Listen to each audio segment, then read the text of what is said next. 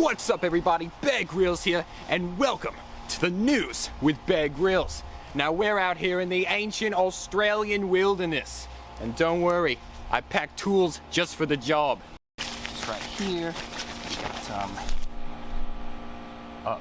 Pikmin was released for the Nintendo GameCube in 2001 in North America and Japan, and was received quite well and sold pretty decently by GameCube standards, hitting roughly 1.5 million copies. Not too shabby. Development was a bit tricky though, with Shigeru Miyamoto first creating the idea of the game based on Genesis, the book from the Bible, not the console. And the plan was to create a game where the player would act as a god and create towns and eventually command entire armies to take down giant baddies.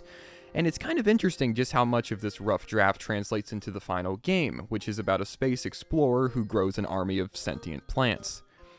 My personal experience with Pikmin is kind of boring, all things considered. I played 3 a year or 2 after it came out, and it quickly became one of my favorite games of all time. That's pretty much it. I picked up 2 on the Wii U Virtual Console, but just sort of picked away at it over the years, never fully completing it. I played the demo for Hey Pikmin, and I thought it was okay. I don't know anything about Bloom, but it was cool that they acknowledged the series, even if it was just, a cheap mobile game. So I've just sort of been a Pikmin acquaintance throughout the years, despite loving the series. But I completed Pikmin 1 a few weeks ago after Nintendo shadow dropped HD remasters of both Pikmin 1 and Pikmin 2, so you know what that means. It means I'm qualified to discuss this game. Whoa! Pikmin follows the tale of Captain Olimar, an employee of Hokotate Freight, but that's not important until the second game. Anyways, he slams into an easily avoidable meteor and is marooned on Earth. But in an ironic twist, oxygen is poisonous to this alien species, so not only does Olimar have to escape before his life support conks out, but his ship has been damaged severely, and the parts have been conveniently scattered across 5 areas on this planet. Not all hope is lost, however, for the Pikmin will help Olimar on his quest. You got the red Pikmin, with an attack power boost and fire resistance, yellow Pikmin, who can be thrown farther and can carry bomb rocks, and blue Pikmin, who have a water resistance. The goal of Pikmin is not only to collect the ship parts, but also build your Pikmin army by gathering pellets and defeating enemies and carrying them back to the Pikmin's Onion, a sort of Pikmin ATM. And something neat is just how early you get each Pikmin type compared to 3, which scatter the types throughout the campaign. I do like how early you get all 3 types in this game, since it allows it to take on this almost open world feel in how you tackle the puzzles. There are 5 areas, 2 are really small, the impact site and the final trial, at the very beginning and very end of the game respectively, with 3 much larger areas, the Forest of Hope, Forest Navel, and Distant Spring, unlocking over time as you collect the parts. And this format keeps the game moving at a great pace. Pikmin are used for pretty much everything, and the general gameplay loop of the series is to send your army on various tasks, and it's a lot of fun learning how to multitask efficiently, using some of your army to carry parts back to the ship while others fight off enemies or clear a path to make it easier for said part to reach its destination.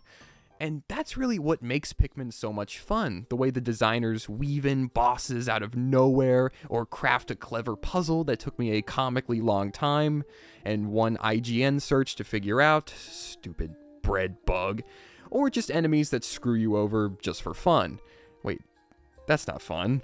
Which is something I noticed a lot while playing this game. There's an awful lot of crap. There are a number of obstacles here that will quite literally vaporize half your army in one attack, whether it be this fiery beetle guy where you require the accuracy of Robin Hood himself to lodge a Pikmin in its death rock launching face while scrambling to attach red Pikmin to its back, or Pikmin accidentally falling in the water and dying instantly or blowing themselves up, or this glitch that phases a ship part right through the universe and hasn't been patched in 3 separate releases over 22 years.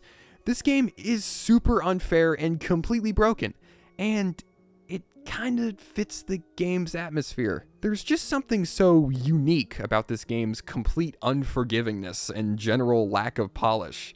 Like, yes, I am stranded on this planet, and yes, I am making excuses for this game's lack of polish, but I feel like I'm commanding an army of tiny little ants against these massive creatures.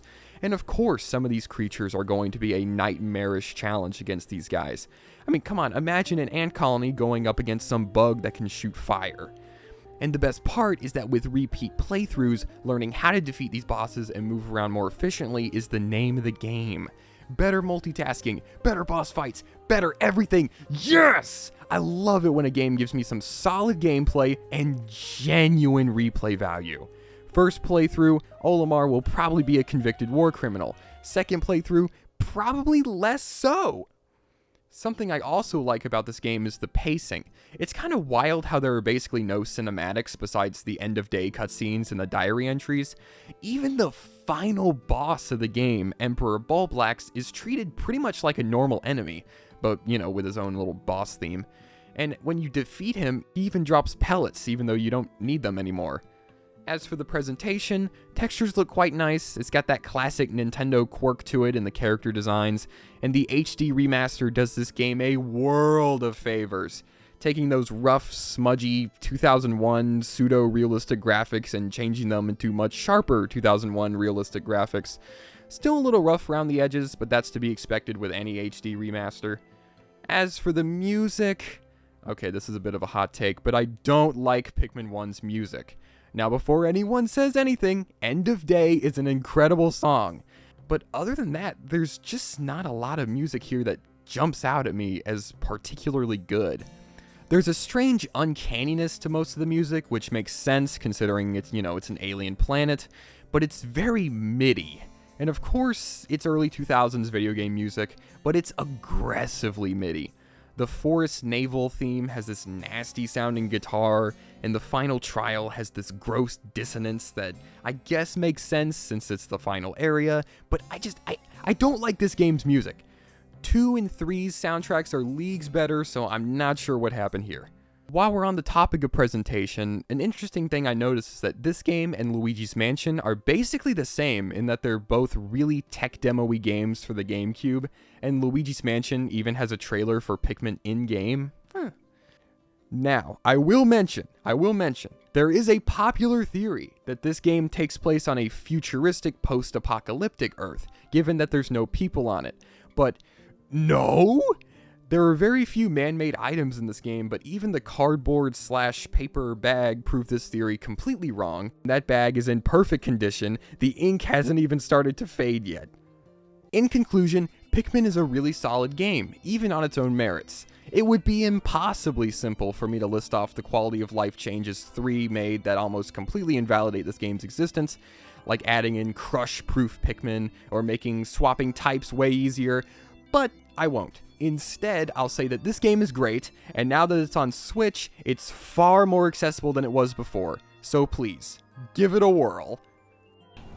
What? It started raining.